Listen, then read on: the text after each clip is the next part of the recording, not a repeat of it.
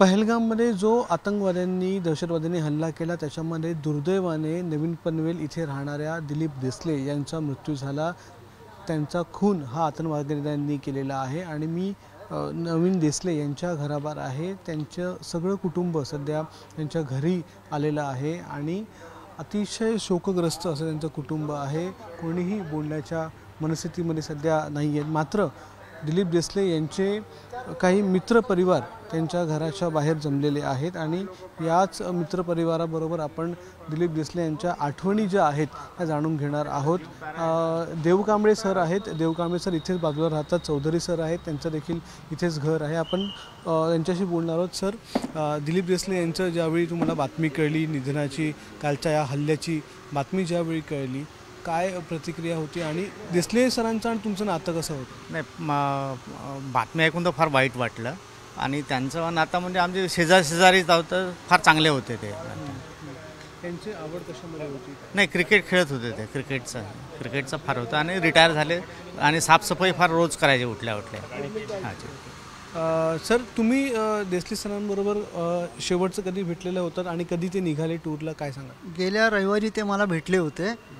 Just tata bye bye झालं आमचं, पण मला माहीत नव्हतं की ते निसर्ग टूरनी दुसऱ्या दिवशी सोमवारीच जाणार आहेत आणि लगेच दुसऱ्या का तिसऱ्या दिवशी ही बातमी आलेली की असं झालेलं आहे। तर आमचा योगा ग्रुप आहे पनवेलचा, 45 माणसं आहोत। आम्ही सकाळी दररोज 6 ते 8 योगा करतो। तर हा योगा ग्रुपमधला एक माणूस, आमचा दररोजचा येणारा माणूस आज आम्ही गमावलेला आहे। फार वाईट वाटतं या गोष्टीचं, कठीण आहे फार। सर, कुठे काम करत होते ते, त्यांच्याबद्दलची काही आणखी माहिती, म्हणजे त्यांच्या घरात कोण कोण आहे? ते लुब्रिझॉल कंपनीत काम करत होते, रिटायर झाले होते, पण आमच्यासोबत नेहमी असायचे आणि ते धुळ्याचे रहिवासी होते। तर आमच्या गावाचे धुळे मालेगावचे रहिवासी होते, त्यामुळे आमच्यावर ते सतत असायचे। आम्ही जेवढा खानदेशचा ग्रुप आहे आमचा, त्या खानदेशच्या ग्रुपमध्ये ते सतत कार्यरत असायचे आणि काही ना काही गावाकडच्या बातम्या वगैरे सगळे त्यांच्याद्वारे आम्हाला मिळत असायच्या। कारण बऱ्याच वेळ त्यांनी ते गावाकडे जाणंही नव्हतं त्यांचं, ते बऱ्याच वेळ मिळत असायचं। आणि आज असा आमचा एक चांगला मित्र आम्ही गमावला आहे, पण हे त्याचं बलिदान आहे, हे वाया जायला नको आहे। कारण आमचे जे टेम्पर आहे आता खूप हाय झालेले आहेत, हे वाया जायला नको बलिदान, याच्यावर काहीतरी सोल्युशन निघालंच पाहिजे। रोजचं तुमचं ज्यावेळी भेटीगाठी व्हायच्या त्यावेळी त्यांचा स्वभाव कसा होता? तेव्हा काय सकाळी ज्यावेळी योगाला वगैरे भेटायचे त्यावेळी कसं बोलायचं? योगाला त्यावेळेस यायचे, त्यांना जेवढं जमेल तेवढं ते योगा निश्चितपणे करायचे। सकाळी 6 ते 8 नंतर सगळ्यांना सगळ्यांशी बोलून अगदी मनमोकळे स्वभावाचे होते। त्यांना कधीही काही आम्ही भांडताना कधी बघितलेलं नाही त्यांना। फार शांत स्वभावाचे होते ते।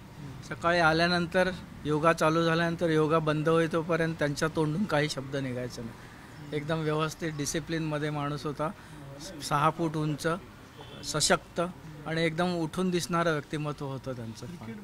हां, नाही, क्रिकेटचं एवढं नाही, पण योगा फार ते। आता ही सगळी बातमी ज्यावेळी आपल्याला कळली, एक तुमच्यातला एक मित्र तुमचा इतक्या वर्षांचा गेलेला आहे, सरकारला काय तुम्हाला सांगायचं आहे या निमित्ताने? सरकारला आम्हाला हेच सांगायचं आहे की जी आता म्हणतं एवढे हे अतिरेकी हल्ले होत आहेत, तुम्ही त्यांचं काहीतरी हे करा, म्हणजे त्याच्या आपलं एक बांगलादेशमध्ये झालं, तिकडे आपल्या हिंदू लोकांना भरपूर लोकांना मारून हे केलं, मंदिरं तोडली। तर तसं यांना इथं यांच्यावर सुद्धा काही कारवाई करा लवकरात लवकर, असं म्हणणं आहे। तुमचं आणि त्यांचं शेवटचं बोलणं कधी झालं, भेट कधी झाली होती? त्यांचं माझं बोलणं शेवटचं म्हणजे आम्ही जे त्यांचं बर्थडे मनवला ना तेव्हाच आम्ही फाउंडेशन आपलं किती आपलं 2 एप्रिलला आले होते आमच्या योगाचा 8वा फाउंडेशन डे साजरा वर्धा मंदिर आमचा साजरा केला आम्ही, त्या दिवशी आले होते, तेव्हा भेट झाली आमची। तर हे सर्वजण जर आपण पाहताय की हे सर्वजण त्यांच्या योगा ग्रुपमधले आहेत, त्यांचे मित्र आहेत, रोज सकाळी त्यांचं भेटी व्हायच्या, रोज सकाळी त्यांचे बोलणं व्हायचं आणि अतिशय शांत स्वभावाचे, अतिशय सुस्वभावी असं व्यक्तिमत्व होतं दिलीप देसले सरांचं। मात्र दुर्दैवच म्हणावं लागेल की इतका चांगल्या व्यक्तीला अतिरेक्यांनी गोळ्या घातल्या, त्यांचा खून करण्यात आला, त्यांना ठार मारण्यात आलेलं आहे। मात्र अतिशय वाईट ही घटना आहे आणि त्यामुळे लवकरात लवकर सरकारने या अतिरेक्यांचा बंदोबस्त करावा अशी मागणी त्यांच्या सगळ्या मित्रवर्गीयांकडून, त्यांच्या सगळ्या मित्रांकडून सरकारला ही विनंती आहे, ही मागणी आहे की याचा समूळ नायनाट या दहशतवादी प्रवृत्तीचा देखील करण्यात यावा अशी मागणी यांचे मित्रवर्गीय आपल्याला करताना दिसून येत आहेत। कॅमेरामन विनयसह अक्षय भाटकर, ABP माझा, नवी मुंबई.